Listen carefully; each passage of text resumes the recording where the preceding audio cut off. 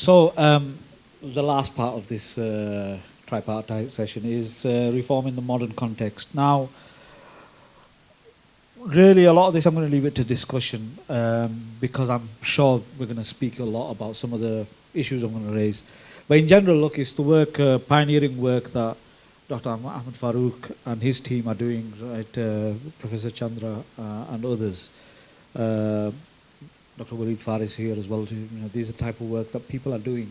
And around the world, some of the participants here, you mentioned some of the organization here in Malaysia, Indonesia, Pakistan and elsewhere, working towards this sort of stuff.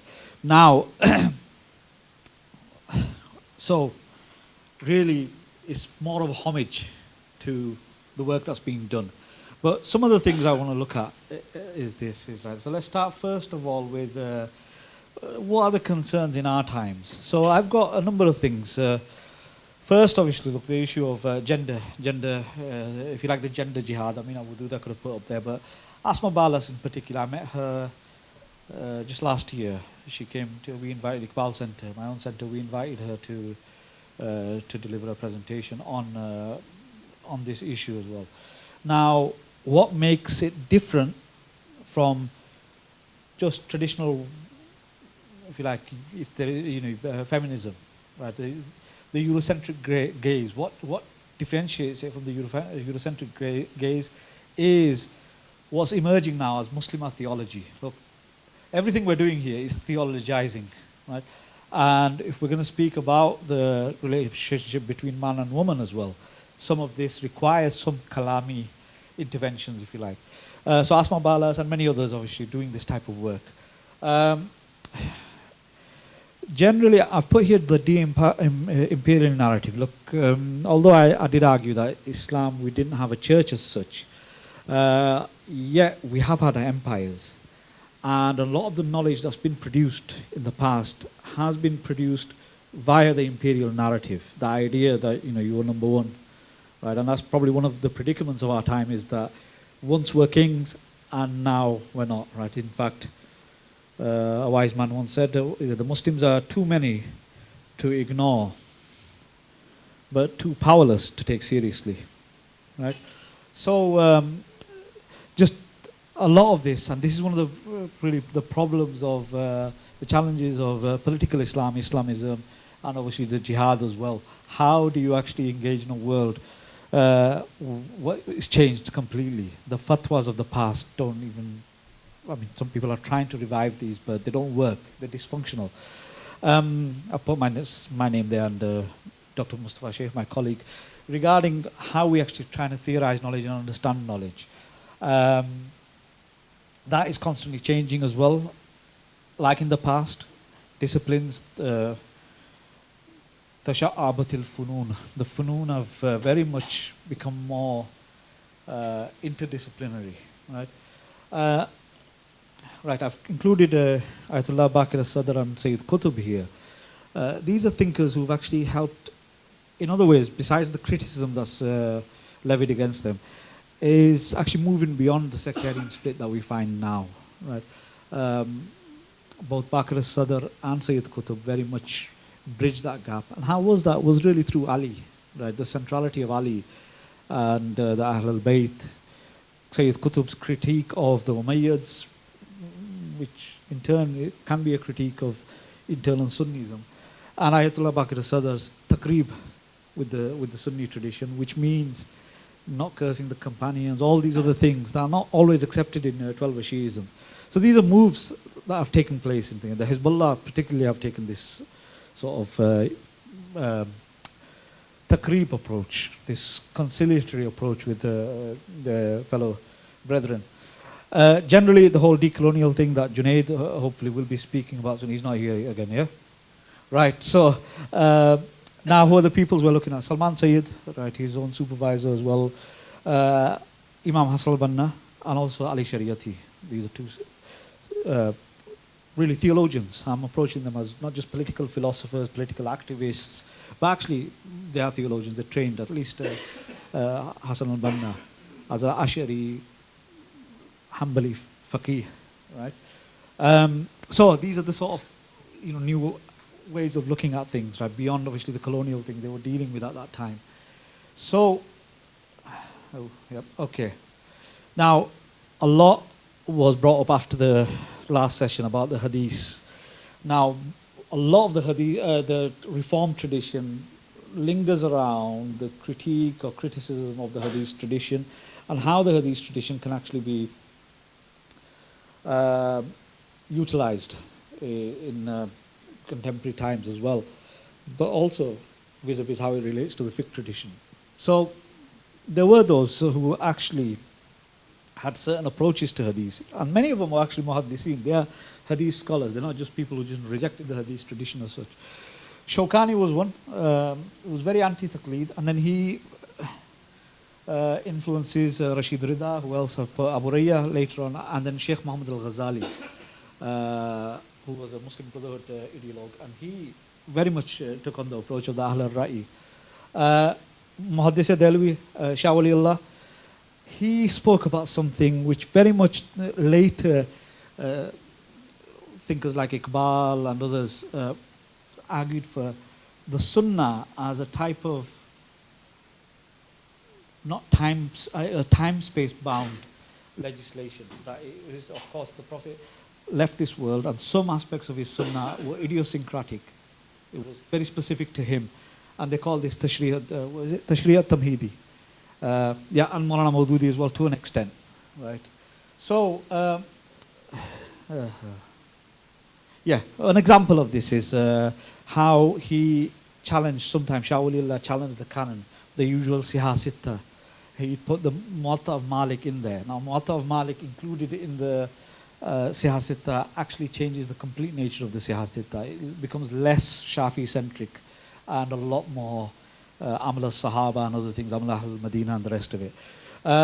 What is it? The archetypal muhaddis, yeah, it's fascinating. He is the muhaddis who inspires, if you like, anti-hadith criticism, which is quite a paradox. Okay, then there's the radical stuff, right? This is some of the stuff that, you know, is levied against people who criticize the hadith tradition, sometimes rightly so. Yesterday when I discussed this, someone brought this up as, you know, this is the argument against it, but let's look at it.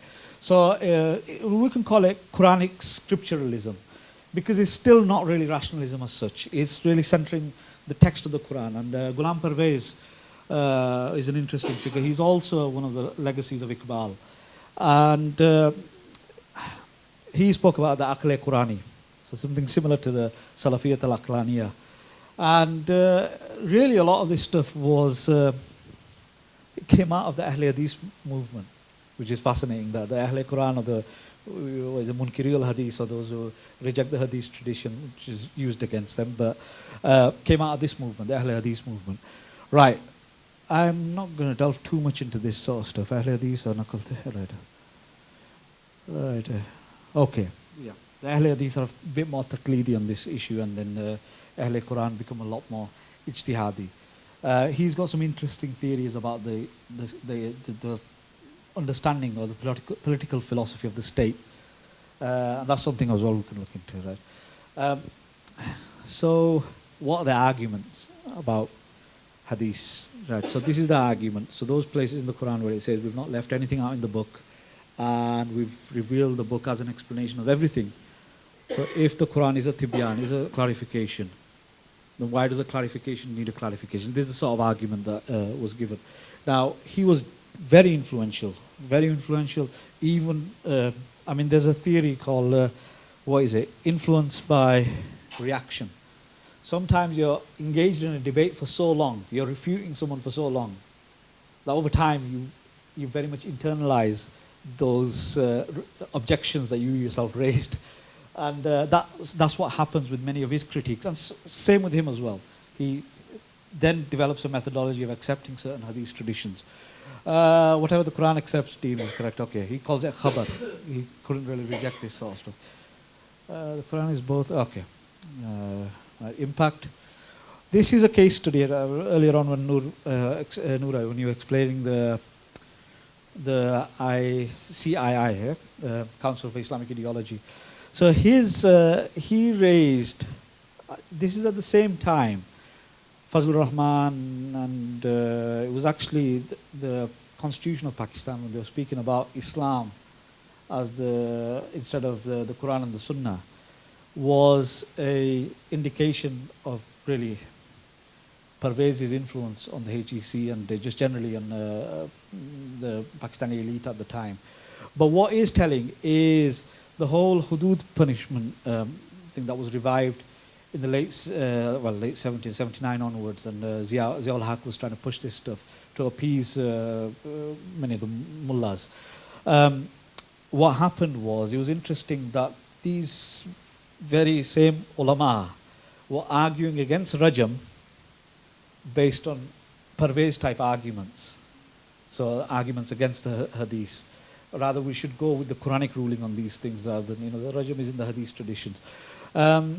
Right, really, I've mentioned something here. So what I said, neo-Sufi modernist.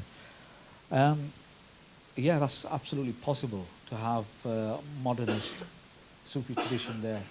Usually when we speak of Sufism, we connect it to traditionalism. He was actually what they call in Urdu Gaddi Nashin. He had the ijaza from his father, to lead the tariqah still, right? Okay. So this influences, there's a radical element, is, I think his name is Mahmoud Abu Raya. His book is Adwa al-Sunnah al-Muhammadiyya. Very controversial at his time. But he engages it in less, controversial ways than Parvez. He does understand the hadith tradition. So he argues that there's some practical aspects of the Sunnah. So he doesn't declare the prayer or any of these things invalid. He says, no, we accept that stuff, but that's not really come down to us through narration, but rather through practical means, parent to child, that type of Sunnah Amaliyah, he calls it. And then, what else is there? Holistically important. Okay. Yeah, he actually introduces something as well, something for us to consider, and obviously with the type of work that many of you are interested in doing, is the notion of the Masihiyat. He introduces this term. Maybe people have before him, but it's a term that's quite prominent in his work, where he argues that, look, some of the hadith traditions, you can actually, especially the hadith Qudsi, you can see parallels in the Gospels, right? And the wordings are quite similar to the teachings of the early church, if you like. And that none of you are, the most beloved of you to me are the ones who I'm the most beloved to them. This is the type of stuff you find in the Gospel of Matthew. Yeah, okay. So his argument is that hadith wasn't documented, so it was supposed to be a living tradition, right? Which changed. Maulana Maududi later on introduced something, and a lot right now, I think, I don't know if it's still the case, Javed Ghamidi, one of Maulana Maududi's students, very much speaks of the hadith tradition in a certain way, which he very much got from Maulana Maududi at the time. But Maududi wasn't, some of this stuff was gradually introduced. So he spoke about, what is it, Mizaj Shanasi Rasul, or if you like, that what we know of the Prophet, the identity of the Prophet, if you like, that, would Jesus have done this, that type of thing. Does it coincide with the practice of the Prophet, if you like, imitatio Muhammadi? Right, so many of this stuff is there, and he's saying that at times it's subjective when we declare a hadith sahih, because it might be daif, and likewise many times we declare a hadith daif and it could actually be sahih. Fiqh hadith, yeah, he highlights this stuff. Yeah, right. And Naqt al-Matan, which we looked at earlier on, Sheikh Muhammad al-Ghazali argued that the Hanafis used to do this. It's a bit of an overstatement, right? They don't do it enough. But anyway, he did argue this. And I like this statement from, who is this? Imam al-Asham says this. He says, Al-Muhaddisun, they're the Sayadila, they're the chemists. and the fuqaha are the doctors, right? They're the ones that prescribe the medicine in general, right? So you need fiqh to understand hadith. And this is obviously pre-canonization. Okay, forget this conclusion stuff. It's not, it's not relevant. Right, let's see. Now, look, some of you are political scientists and philosophers. I remember I'm just looking at a certain theological approach, if you like, to the politics of some of the stuff you're going to bring up anyway because of, trying to situate Islam in the contemporary world. So in the Quran, all you who believe, Ati'u Allah wa Ati'u Rasul wa ulil amri minkum, follow obey Allah, Allah's messenger, and those in authority amongst you. Now, there's also La ta'ata lil makhluqin fi ma'siyatil khaliq. There is no obedience to creation in disobedience of the Creator. So what you have is the concept of authority itself. Who has authority? That was one of the questions you raised. Yep. Now what you have is, in the Ibadi tradition, I'm looking at the three traditions, if you like, Sunni, Shia, and the Ibadi traditions. Right? So the Ibadi are the original Khawarij, the Khalijites. So the Ibadis there, right? Who they follow, who the Shias consider have the authority in the Ummah, and also the Sunnis, right? Having said this, let me just articulate here. Every Sunni is a Shia insofar as Ali is Amir al-Mu'mineen. Yeah? Every Shia is a Sunni insofar as the Sunnah of the Prophet is what's paramount. And every Sunni Shia and everyone are Khawarij in the sense of the confronting the Zalim, right, if you like. So that's how we should try to understand this sort of stuff. So, and to be honest, the Khawarij did get a raw deal in that sense, right? Yes, they walked out on Ali, but then, so what you have is their political philosophy is the imamate, right? And that imamate really is with the imams of the Ahlul Bayt, and it'll culminate with the return of the Mahdi in the Shia tradition, the emergence of the Mahdi, if you like, in the Sunni tradition. The Sunnis is the Caliphate itself, Khilafat from the Prophet, Abu Bakr, Umar, Usman, then Ali, and then the dynasties that followed, and then the eventual collapse of the Ottoman Empire. So I've put, Imam, Caliph, those things. And then what do the Ibadis have? Any guess? There's a country named after this sort of. Close. Right next door to Oman. Go on. I heard someone say it. Or am I just hearing noises? Right. Zara, you came by the plane. Oh no, Etihad, no, you came at Etihad, no.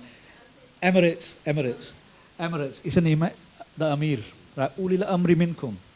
So these are the words. The word imams there in the Quran, the Khalifa fil ard, all of these things are there. And that's what they, where did they get that notion from, the Ibadis? And we look at who it is.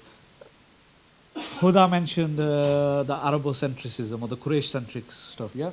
So let's look at each thing, right? So you've got, yes, as far as the Imamate is concerned, it's Banu Hashim, it's Ahlul Bayt, right? And in that sense, okay, you can argue there are non-Arab Ahlul Bayt, but they still say it's Usul Arabiya. Maulana Ablasan Nadwi, most will say, look, he's a Awlad Rasul, he's still maybe Indian speaking, Urdu and whatever, but Nasl is Arabic, right? But Hashimite, that's the way, right?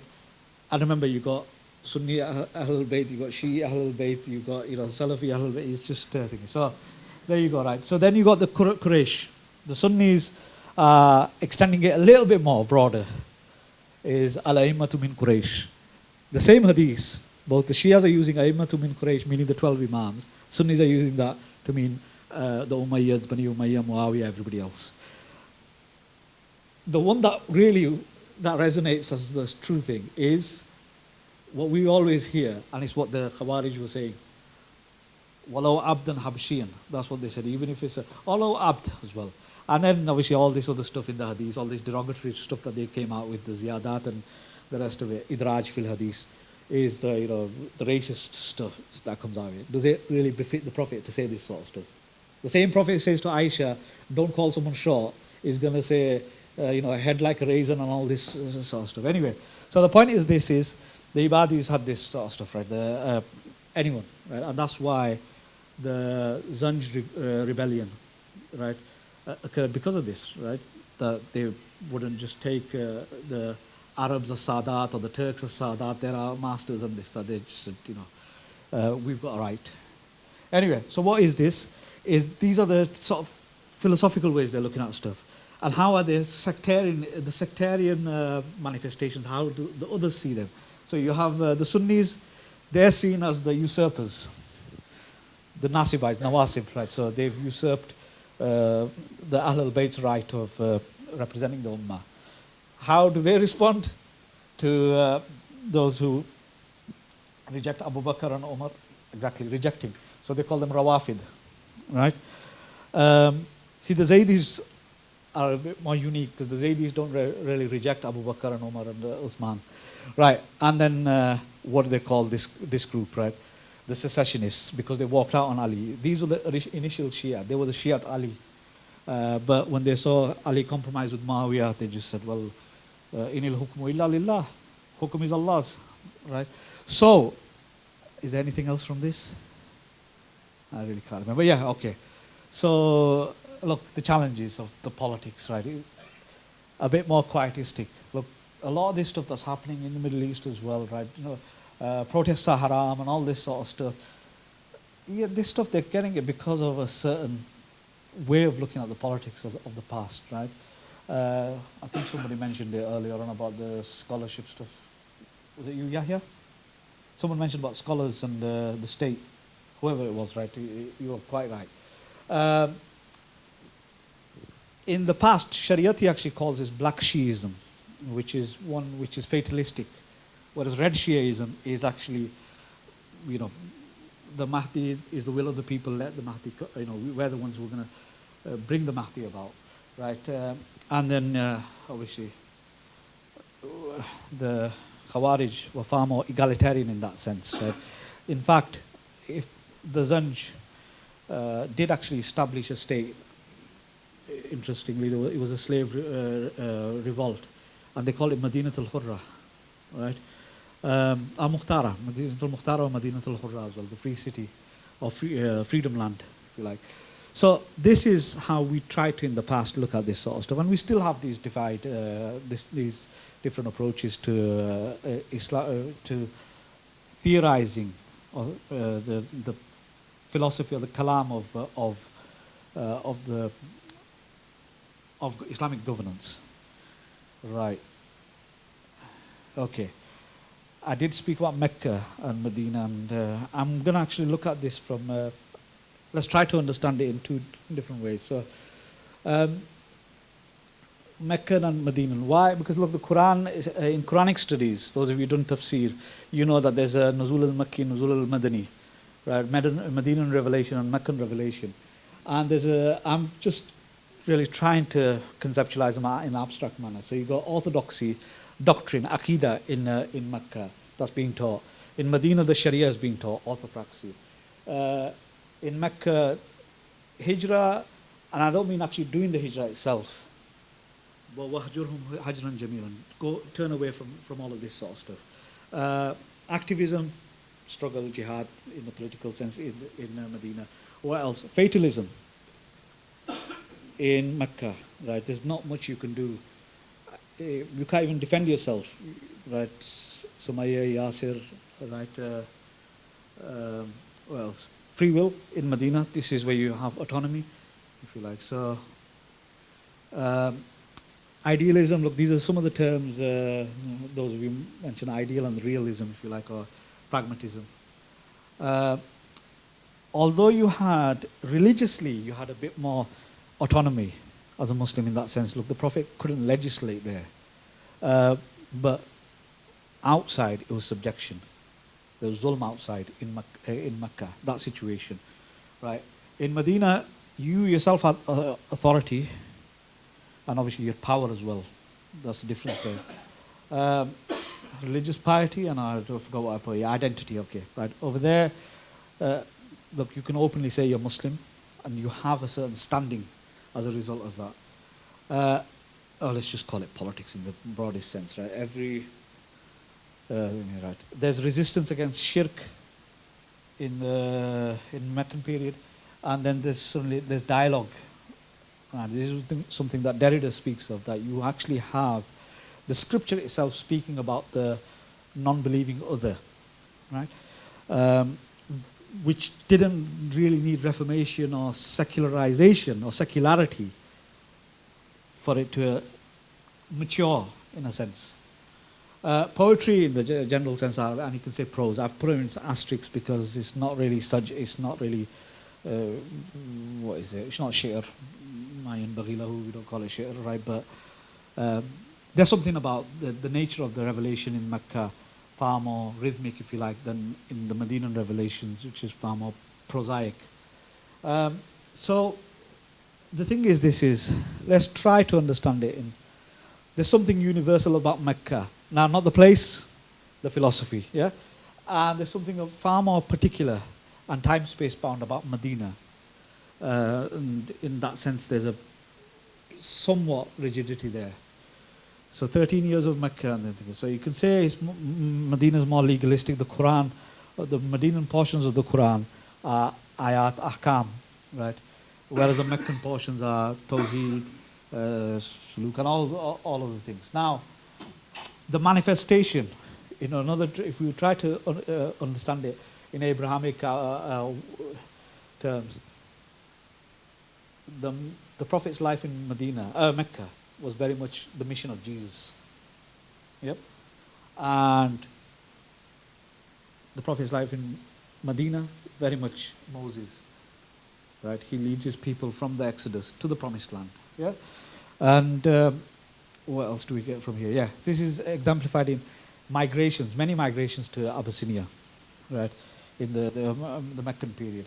And also, look, we know in the traditions that some of them even converted to Christianity. Some of the companions. This happened. There's all sorts going on at the same time. This is exemplified in migration to Yathrib, Medina, and also the conquest of Mecca, Fateh Mecca.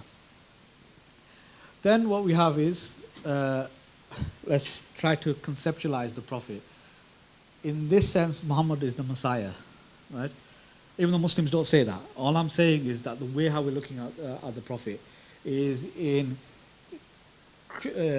Christological terms, right? Centralizing Christ. So Meccan Islam shares an affinity with Christianity insofar as it's rahbaniyah, it's monasticism, it's very mystic at this point. And in fact, some of the hadith traditions that couldn't fit dunya ka be in this world as if you're a wayfarer, a traveler. And this is from Christ. Right? And then on this side is the Prophet as the deliverer. Moses is the deliverer of Bani Israel. And Medinan Islam bears a resemblance to Judaism insofar as rabbinical scholasticism. There's Sharia there, there's ilm there. Right? All of a sudden, Umar ibn Khattab, Abdullah bin Salam, Ubay ibn Ka'ab, many of them, Abdullah ibn Masud, Ibn Abbas, they're all scholars now. Right? And there's this sort of a disciplehood emerges at this point. Right, so in present politics, right, identity politics and citizenship scenarios. In short, I'm going to say this is like India, the Muslims as a minority. And I think somebody used that example earlier on, right? And around here is Muslim identity politics and global ummah scenario, right? Or even the nation state. Well, I'll cover that a little bit later, right, I think. Right? So, in fact, try to look at this as, look, what is Imran Khan saying right now? Medina, Medina, Medina. He's using that as a thing, right? So Pakistan very much, and India, that story is there in this. And it's not obviously particularly Pakistan and India, but that story manifests itself elsewhere, right? I could have mentioned other countries as well, right? But so let's continue on. I think I've got right? This was unfortunately the third slide is missing, right? I will send you that one, right? So you could, but I'll put down whatever I remember. There's obviously a lot of mistakes in the other languages. So, Adam alayhi salam, I just want to show you this stuff. You're familiar with all this stuff. This is the lineage of the Prophet sallallahu alaihi wasallam. And look, we've always been comfortable with this nasl itself is very much important. We're linking our Prophet to Ishmael, So I'm going to discuss this, right? So the two ethnic groups, the Hebrews and the Arabs, right? They're brothers, right? The Semitic peoples, Semitic languages, look there. This is really a lot of this categorization really came about with European, you know, if you like Eurocentrism, racism in a sense. They themselves started to identify themselves as when Jesus stopped being a Jew, you know, and they became Europeans in that sense. So they had to actually decide, okay, you know, where's the place of the European Jews? So they decided, oh, they're Semites, right? They belong to a different class of people. And obviously, the Arabs belong to this class, and the Abyssinians as well. So there was a original Semitic language, whatever that was, and so you got Hebrew, Syriac. I've chose Syriac for a reason rather than anything, right? So that's the language. The ethnicity is Israelites. The Syriac, the Nazarenes, Nasara, right, or Nasroim in Hebrew. And then you got Arabic, obviously the Ishmaelites. This is one of the epithets of the Prophet. He's a Nabi al-Ismaili, right, because he's from Israel. And then the ethnic thing is, right, what do you call, sorry, religious is Judaism, Christianity, and then Islam, right, those are the things. Why am I saying this stuff is because this slide, which I couldn't do, is, yeah.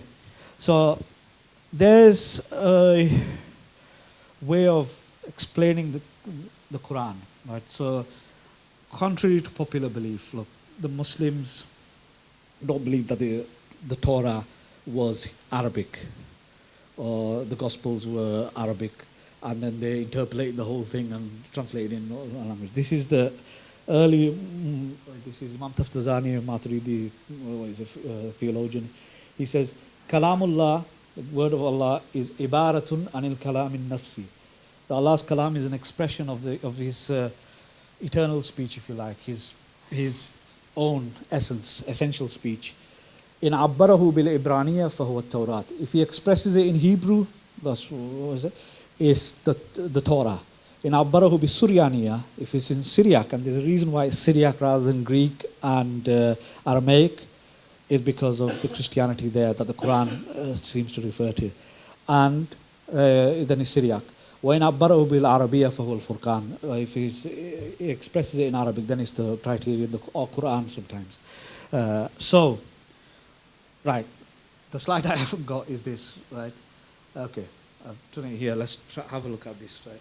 Okay, so the slide was green, and it was number 3, and it said Abraham's Ummah. And I'll make a comment some way, obviously, we can use in the discussions. I'll just tell you what it says, right? You got Hagar, Hajar alayhi salam, and you got Sarah, right? And there's that whole rivalry between the Arabs and the Hebrews. The Arabs are the descendants of Hagar was the slave girl, if you like, the concubine of Abraham, whereas Sarah was the free woman. And just a side note, Ali Shariati speaks about how one of the duties of the Ummah is the fact that this was someone who was marginalized. She was a woman, she was a Nubian slave girl as well. To bring race into it, she was black as well, right? But the Ummah is forced to commemorate her every time we do go out.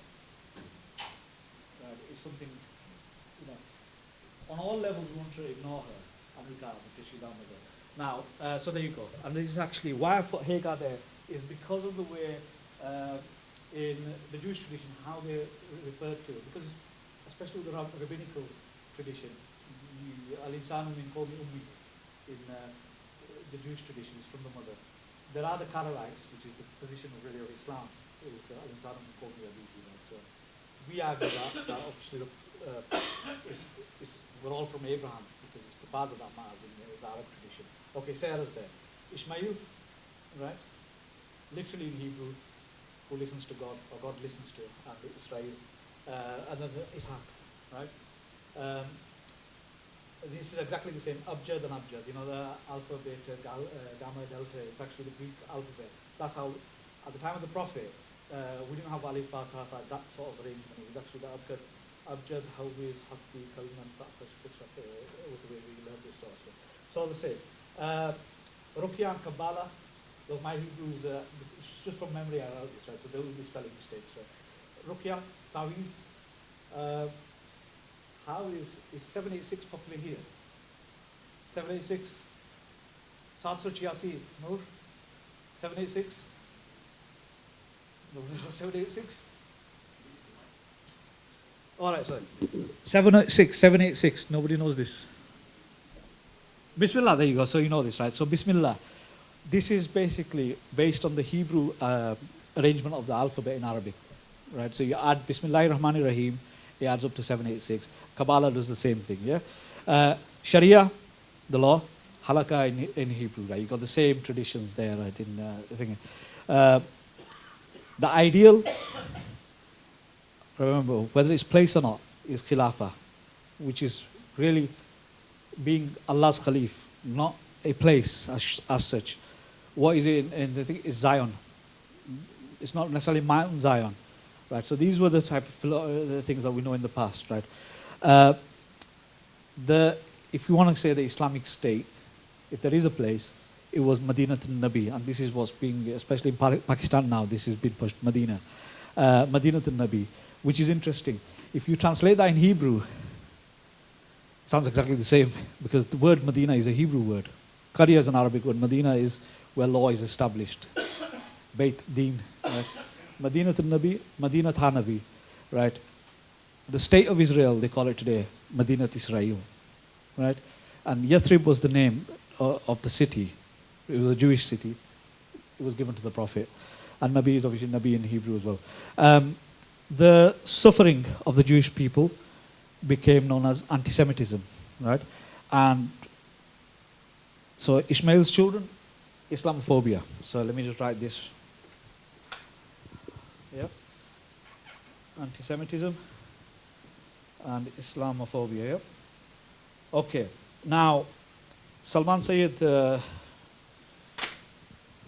defined Islamophobia about 20 odd years ago as denying Muslims political autonomy. That's how anti-Semitism is defined now, and that's one of the reasons why Israel is brought into this whole argument. So denying Muslims political autonomy. Now, the political manifestation of, or political aspirations of, Judaism, we know what that is. Someone brought it up earlier on, Zionism, yeah? Theodore Herzl. There were others who were culturally, Echad Aham and others. Rashid Rida, Muhammad Abdu, Jamaluddin Afghani, what was their political model? It was called Pan-Islamism. Hassan al-Banna and others, it became Islamism, right? So there you go, that's political Islam, if you like. Yep. Now, you talk about in negative terms or not, well, Zionism as well. What do Zionists say about Zionism? They just say, look, it's a misunderstood form of nationalism. Well, likewise with Islamophobia. Okay, right. In 48, it manifests in the state of Israel. There's a Muslim country that's there opposite to this. Any guesses? Any guesses? Definitely isn't Saudi Arabia, yeah? So loud. Shabash, well done, right? So Pakistan. Why Pakistan?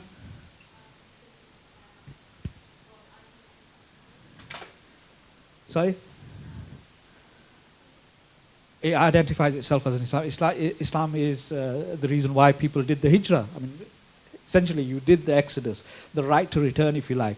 Now the thing is, look, I'm actually Bangladesh. We separated from them, right? So believe me, I'm not saying that. I think it was Maulana Bashani who says, "Ab hum Pakistan ko assalamu alaikum kehte hai," right?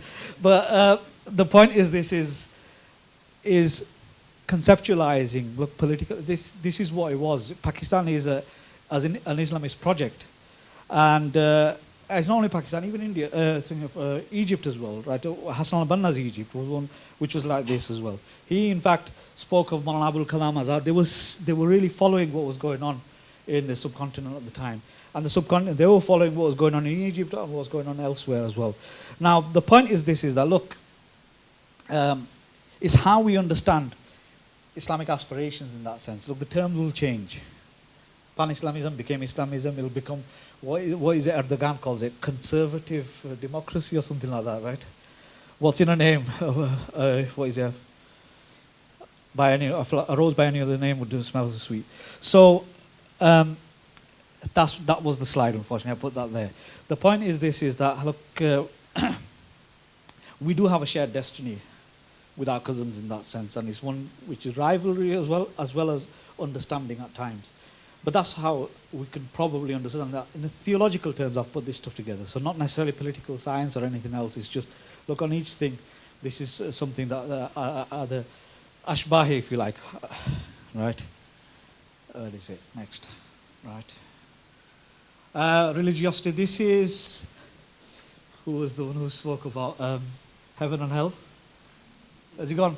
Right, okay. This is, the whole Sufism and the criticism of, of too much legalism and too much monasticism, if you like. Right, it's just a way of looking at it. Look, sometimes these things influence other religious traditions. Sharia influences Christian canonism. Right, what is it? Canon legalism. Right, if you like Christian Sharia stuff. And Sufism inspires, the idea is Christianity is the Sufi version of Judaism. But you do see genuine Jewish Sufism in Spain. So the Hasidic tradition comes out of this. What else? Yeah, there's no hope without fear, no fear without hope. Very Ghazalian, Spinoza's coming out, Baruch Spinoza. What is this? Yeah, I should have avoided this Sunnism, Sunni Islam rather than Sunnism. What the prospects of unity, what you actually see is the modernists are a lot more comfortable in uniting, not only in Sunnism but also with the Shia traditions. Look, Shariati Iqbal is a lot easier than perhaps just through the traditions as we look at it. Okay, they transcend this stuff. Kalam, vitality, what else do we have? Sects and schisms. Generally now, there's actually something called the Amman Declaration, or Amman Message. Are you familiar with this? I think your government, this country, Indonesia as well, they back this. It's a bold move. Some of the criticisms are, I thought we only had 4 mothers, but how come we got 8 now? And but it's actually saying who's Muslim, generally in terms of demographic diffusion, if you like, around the world. But a lot of things that we see in all these madhabs is a simple thing. Is on the political movement, the Abbasids were the first movement where the Sunnis, Shias were together. Then, unfortunately, the Shias got done over. Irfan, all of the Sufi tariqas go through Ali, except for the Naqshbandis. That's it. Right? Is Ali Mola. Fiqh. Oh, right. Okay, centrality of Ali. Yep, there you go. And the fiqh tradition, the Ra'i, Ahl al-Ra'i, the Hanafis, the Jafaris, the Zaydis, the Ibadis, the Malikis as well to an extent. In theological,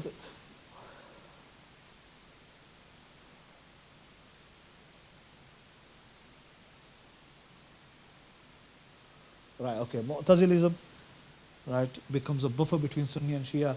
And then obviously the modern philosophers, reform scholars are a lot more comfortable with this, Iqbal and Shariati. And then common sense shared by all. I don't know if I'm using that whole thing with reservation, common sense, right? It's not always thing, but this is from St. Augustine. I thought it was really good. In essentials, unity. In non-essentials, liberty. And in all things, charity. Now, charity doesn't mean zakat here. It means overlooking the mistakes, right? I don't know if there's much else thing. Early exegesis, you can leave that, right? I think, yeah, the whole relying on rabbis and priests, can we actually take knowledge from there? This is some of the stuff in, in terms of the Quran. Double movement theory of, what's his name? Fazl Rahman. Ideal Quran or contingent Quran, and can't remember whatever else I put together, like the theoretical opinion, ijtihad and taqleed. If you want to take a picture of that, that might help. This one, right? It's the ma'qul and ra'i thing. You can see it in our times now. and is quite comfortable in things, right? So Ta'wil al-Majaz. I think, Ehsan, that's all I got, and we can open it to you. I think this is it, unless I got another. Imam al-Tabari said there's four aspects, wujuh al-Quran, if you like, four aspects of the Quran.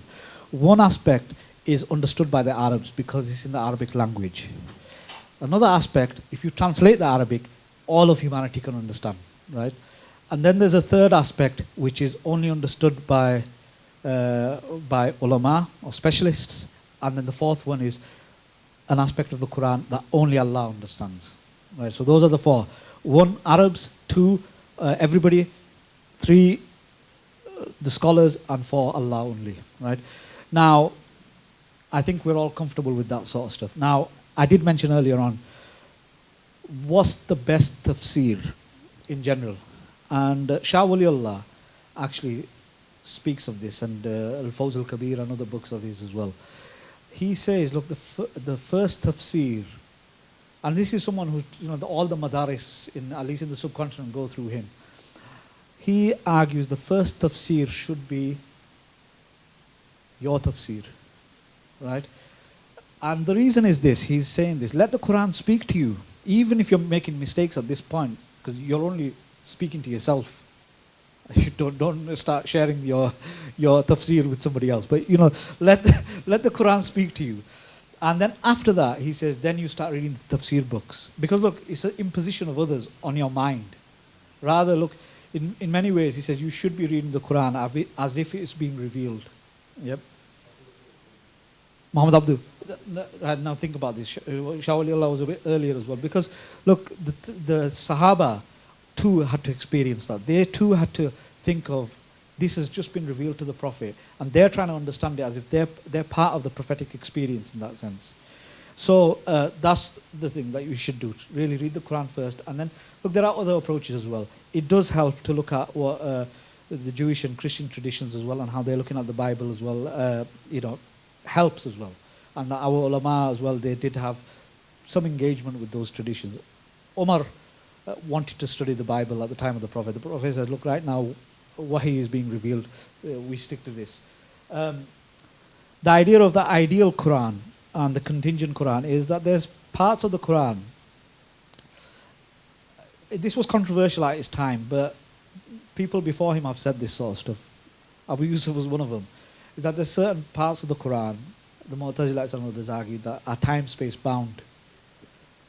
But generally people are arguing this because they argue of abrogation. So there are some aspects of the Quran that were, I have to use the Egyptian Kanzaman, right, type stuff, right, it's in the past.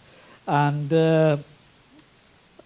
so that's contingent in that sense. This is what he's arguing.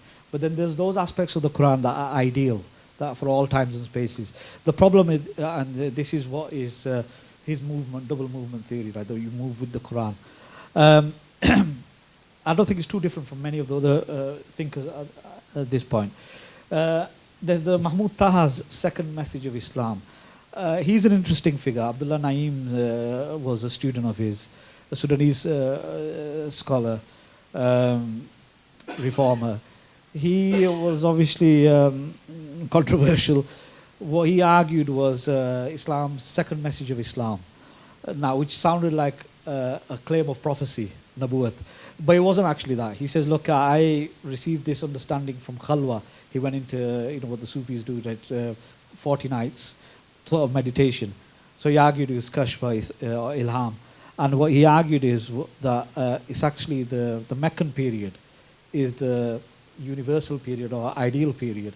And the Medinan period is the period of educating the companions as such. And yeah, so I've said that because the Meccan period came first, the Medinan period came afterwards. What he's arguing is against time, that the first period abrogates the last period, right? Okay, who else? So you got Nasr Abu Zayd and others. Look, he's largely approaching the Quran from a, you can say, a secular positivist approach. I hope I got his name right. I think it's Faizi. I forgot his first name, right? But I think he's Engineer Faizi. I'm not sure. He argued for, what is it, the universalization versus the particularization of the Quranic audience. Now, what he argued is if the Quran was revealed to the Eskimo peoples, there'll be some aspects of Eskimo culture that the original audience would reflect.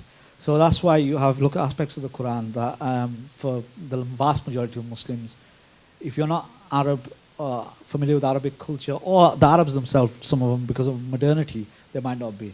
Some of the things in the Quran that are culturally specific to the Arabs as well. The Quran represents that, al-li'an, rida, some of the other issues that weren't there in other traditions.